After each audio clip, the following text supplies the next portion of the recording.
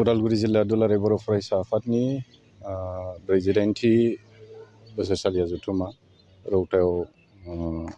बडलेण्ड फोथाराव जालांनाय बिनि डेलिगेट सिटिंनि गेजेरजों जि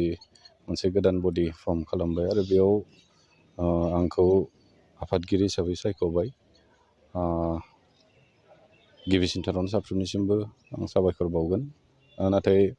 आं गावनि बेक्तिगत हिसाबै बेखौ बुंनांगोन जे नैबे खेबाव जिहेतु प्राय 18 बोसोर एबसुआव खामानि मावबोबाय आं एसे माने जिरायथ'नोसै होनना थिग खालामना दोङोमोन। इभेन दासिम बिराद माने मेन्टेलि प्रिपेयार्ड आं गावखौनो माने जायाखै बायदि मोनबाय थादों। थेवबो जिहेतु गिलिर मोनसे बिबान बेखौ थांनाय बे कनफारेन्सनि गेजेरजों मोनबाय आरो बे लेखायैनो दिनै स्वेरिं इन सेरेमनि बा अथ टेकिं जोंहा दिनै जाबाय। दा बे गेजेरजों गिबिसिनथारावनो आं आंनि साफ्रोमबो जेखिनि कलिग्स दङ जिल्लानि बिबानगिरि गाहाय नेहाथारिनिफ्राय लानानै लोगो आफादगिरि आरो साफ्रोमबो जिखिनि बिबानगिरि लोगोफोर आंजों लोगोसे खामानि मावफानो कलिग्स हिसाबै होबाय आं माने साबायखर बावगोन। आरो जिखिनि बिबानगिरिफोर दङ जथेस्थ' डेडिकेटेडलि खामानि मावनो होननानै फैनाय बेबायदि बिबानगिरिफोरखौ आं लोगो मोनदों आरो बेजों आं बिराद हपफुल जे बे बोसोरनैनि जिखिनि टार्म्स मोनसे दुलाराय बर' फरायसा आफादा थायो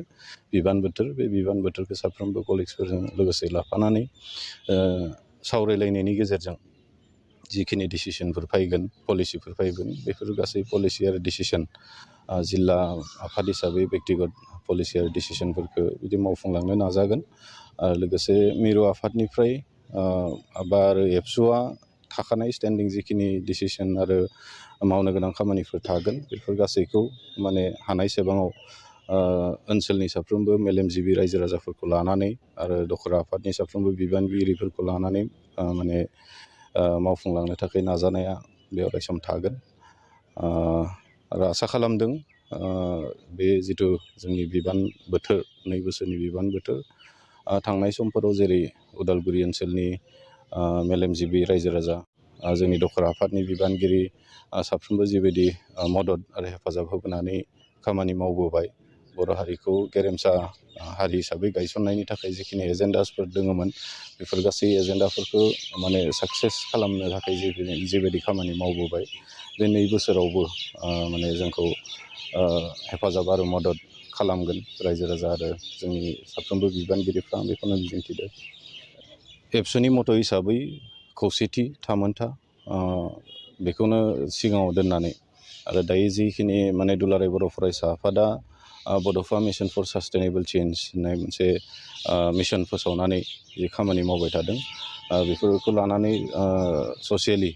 जोंनि गेजेराव जिखिनि सोलोंथाइ बिथिंनिफ्राय लानानै जोंनि आर्थिक बिथिङाव जिखिनि डेभेलप जानांगौ बेखिनिया थांनाय समाव गोलाव समनि जि आन्दलन थाबाय बेवहाय माने गोबांखिनि मावनो लागा थालांबाय। अकल एबसु हिसाबै नङा बा सोरबा बिबानगिरिनि मावनो थालांनाय बेबायदि नङा खिन्थु थासारियानो बै समाव बेखौनो थिनबाय फरायनाय बिथिङाव नों आन्दलनाव माने लोब लोब ओंखारलांनायाव फरायनायनि मोनसे मोजां बेबायदि परिबेस फरायसाफोरा मोनाखिसै। दा बेफोर गासैबो जिहेतु दायो थांनाय 2020 मायथाइनि जि मोनसे पिस एकर्ड बेनि गेजेरजों आन्दलननि मोनसे थासारिया जिहेतु दोनथ'नाय जादों। दा बे हिसाबै बे समाव जों आसा खालामदों मोनसे मोजां परिबेस मोनदों आरो बेफोर गासै बड'फाया जि मोनसे बर' हारिखौ गेरेमसा हारि हिसाबै गायसननायनि जि मोनसे